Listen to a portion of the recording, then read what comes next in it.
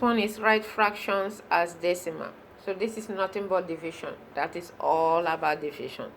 So we're going to start with this one. There is 3 over 4. How are you going to do it? It means 3 divided by 4. See, 4 is already bigger than 3. Do you think it can go? We'll do long division. You write 4 here and you write 3 here. 3 divided by 4 is a no, so you write 0 and point. Why did you add point? Because you're going to borrow a number which is 0. Okay? Some people actually use your calculator.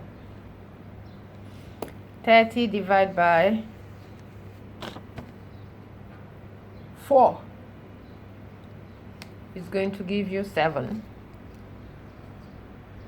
because 7 times 4 is 28. So 7 is the next number closer to 30. Now we write minus 28 here.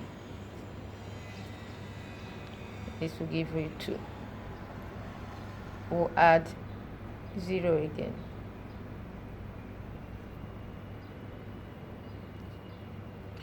Twenty divided by 4 is going to give us 5.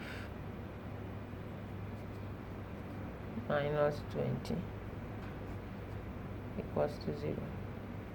Okay? Do you know how we got these numbers? Don't be scared. When you see long division, don't be afraid. It's the same thing we've been doing in class. Don't be afraid. Don't tell me, teacher, I don't understand. It's okay. If you stop being afraid, you understand a lot of things. Okay, girls? Now we have 5 whole number, 2 over 3. Remember I told you, always leave the 5 whole number, leave the whole number alone. Leave me alone, leave me alone. Oh my God.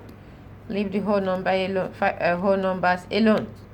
Now we're going to concentrate on this. Pay attention. So we're going to divide. How can we divide a big number? How can we divide a small number using a big number? So we write 2 divided by 3. He said no, it can't go, because 3 is bigger than 2. So we write 0 and we put decimal point. We're going to borrow. This is kind of regrouping for division. This is kind of regrouping. So we borrow 0 and we put it here. 20 divided by 3.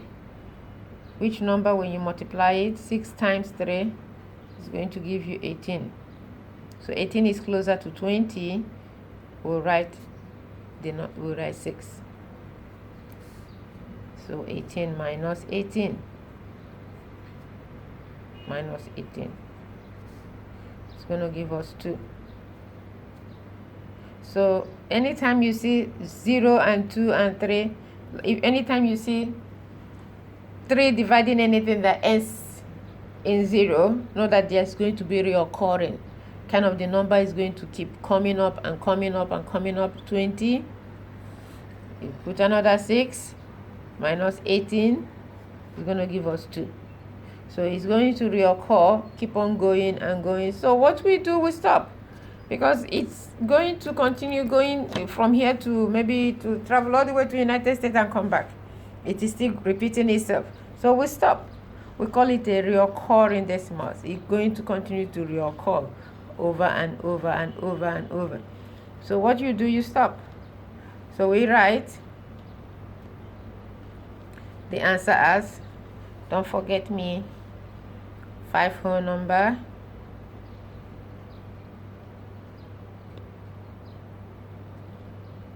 don't forget me, 5 whole number, 2 over 3 is going to be 5.66.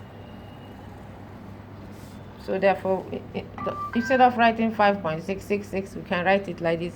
5.666666, we'll write it 5.66 6. Anytime somebody see this line on top, it means reoccurring.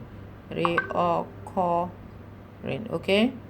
It means it keep happening over and over and over and over again. Okay? Reoccurring means it keep happening. Do you get me? So 5 whole number 2 over 3 will give you 5.6 reoccurring, just one dash. Now, which other one are we going to do? Let's try one more, then before we stop, let's try one more. We have change this to mixed number or decimal. 1 whole number 2 over 3. Remember, it's going to give us the same thing, reoccurring. So we leave this. We've already done it. We can do 1 over 9. 1 over 9. So 1 will be inside, 9 will be outside. It's going to give us reoccurring too. So you have 0,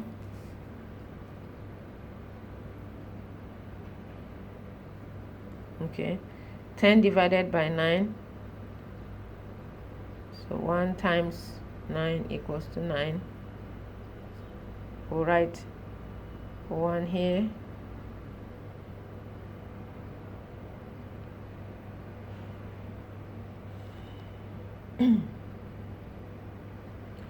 we write 9 here, we subtract it, it's going to give us 1, and we'll add 0 here, minus 9 is going to give us 1, so it's reoccurring. Okay, so what we're going to do, we write 0.1 reoccurring. Don't forget to put this line on top. It shows reoccurring. Do you have any question?